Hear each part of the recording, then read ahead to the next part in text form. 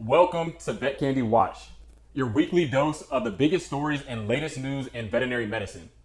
I'm Jeremiah Pouncey, vet student by day, Vet Candy host by night. Let's get started.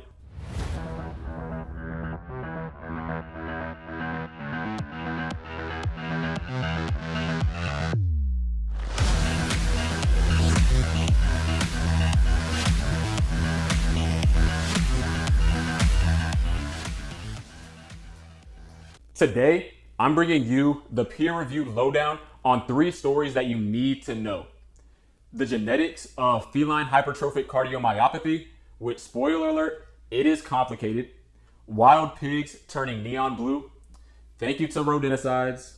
And why dogs in well-water homes might be drinking heavy metal cocktails.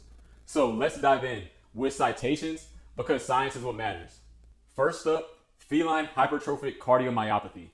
HCM for short, the most common heart disease in cats, and a genetic puzzle that just won't quit. A 2025 multi-omic study published in the Journal of Veterinary Cardiology analyzed 138 cats, 109 with HCM, and 29 controls, using whole genome sequencing and transcriptomics. And here's what they found. Number 1, no universal genetic marker. Despite sequencing entire genomes, researchers found no high-impact variants that explain HCM across general populations. Breed-specific links like MYB, PC3, and Maine Coons still apply, but mixed-breed cats, they're still a mystery. Number 2, human parallels. They detected rare variants associated with human HCM, suggesting we might be looking at conserved disease pathways even between species. And number 3, transcriptomics gave us a ton of clues. RNA sequencing revealed over 200 differentially expressed genes, with the intraventricular septum showing the most dysregulation. So what does this mean for your practice? Until we have breed agnostic tests, focus on early screening, echocardiography for at-risk breeds, and keep an eye on emerging targeted therapies based on gene expression. And when clients ask, tell them that the science is working on it. Next up, a story so wild, you might think it's fiction. I know when I first read it, I thought that it was fake. The California Department of Fish and Wildlife issued an alert after discovering wild pigs with, wait for it, neon blue flesh. Yes, neon blue flesh. According to the Los Angeles Times, this is linked to diphenol rodenticide exposure. And vets, this isn't just a wildlife issue. It's a food chain and client education problem as well. First, the source. Diphenol is a second-gen anticoagulant used in agricultural bait stations, often dyed with bright blue or green. Pigs are either eating the bait directly or getting exposed through contaminated prey. Second, silent but very, very deadly.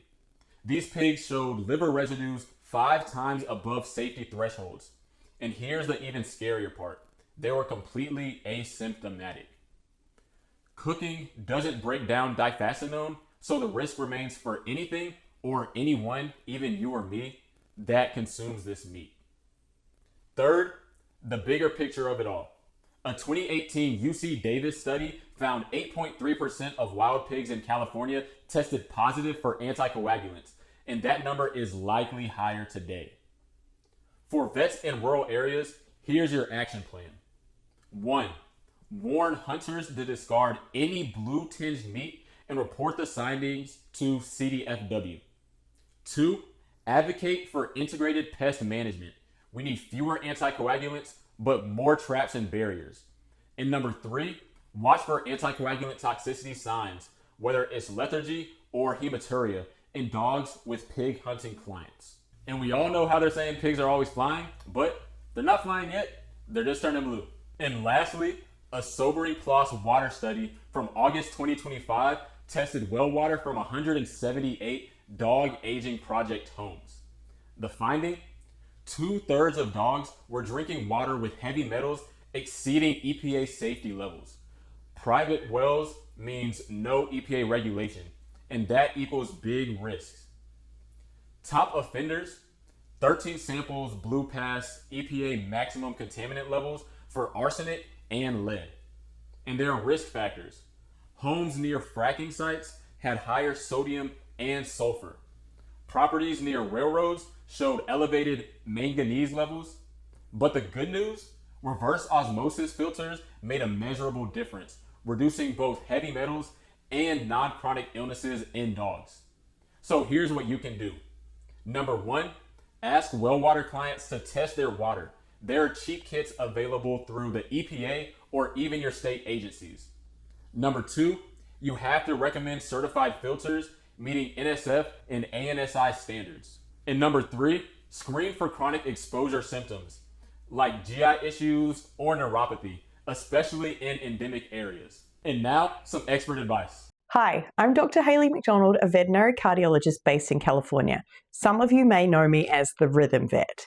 Today we're talking about hypertrophic cardiomyopathy in cats. Did you know that feline cardiomyopathy affects approximately 1 in 7 cats, with hypertrophic cardiomyopathy, or HCM, being the most common form? HCM is a sarcomeric disease characterized by increased diffuse or regional ventricular wall thickness. The hypertrophy occurs in the absence of loading conditions, infiltrative disease, or metabolic stimuli. On clinical examination, some cats with HCM may exhibit a murmur, arrhythmia, or gallop rhythm, while others may have normal cardiac auscultation findings. Echocardiography is the most sensitive, non-invasive method for diagnosing HCM and excluding other causes of myocardial hypertrophy. Classically, HCM is defined by end-diastolic echocardiographic measurements of ventricular wall thickness equal to or greater than 6 millimeters, once other causes of left ventricular hypertrophy have been ruled out.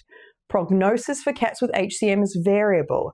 Some remain subclinical and live normal lifespans, but approximately 30% develop severe complications, including left-sided congestive heart failure, arterial thromboembolism, ATE, or sudden death. Despite extensive research, no current medical therapy has been proven to delay disease progression, improve quality of life, or provide a survival benefit in the subclinical stage of feline HCM.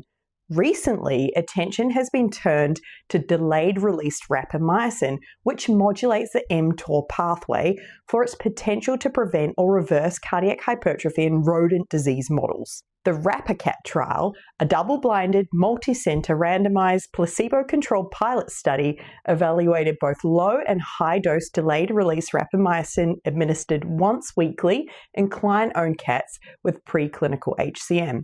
After 6 months, the maximum left ventricular wall thickness was significantly lower in the low-dose group compared with the placebo, and the treatment was well tolerated. These findings suggest that rapamycin may exert anti-hypertrophic effects. A molecular study supported these results and also demonstrated beneficial effects on autophagy and potential antithrombotic properties. Clinically, these results indicate that delayed-release rapamycin may help prevent or delay progressive left ventricular hypertrophy in cats with subclinical HCM. Further, larger-scale studies are warranted to confirm and expand upon these findings. This has led to the initiation of the HALT HCM trial, a multi-center, blinded, randomized, placebo-controlled clinical field study conducted in cats with subclinical HCM over 12 months. This study is currently underway.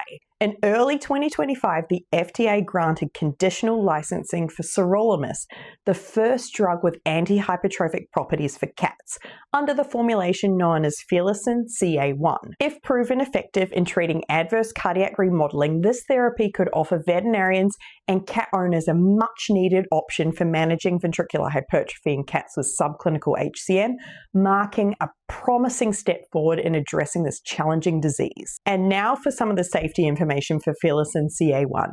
The most frequently observed adverse reactions in cats treated with Felicin CA1 were cardiovascular in nature, relating to the progression of HCM. Other adverse reactions observed were lethargy, vomiting, diarrhea, and inappetence. Treatment with Felicin CA1 has been associated with the elevation of the transaminase enzymes, which include alanine aminotransferase ALT and aspartate aminotransferase AST. Do not use Felicin CA1 in cats with diabetes mellitus. Pregnant and breastfeeding women should avoid contact with Felicin CA1. For complete safety and dosing information, please consult the package insert. Thanks for watching. For more cardio vet tips, follow me at The Rhythm Vet. And that's a wrap for this episode of Vet Candy Watch. For links to all these studies, check our show notes. And until next time, test the water, trust the science, and keep on saving lives like you always do.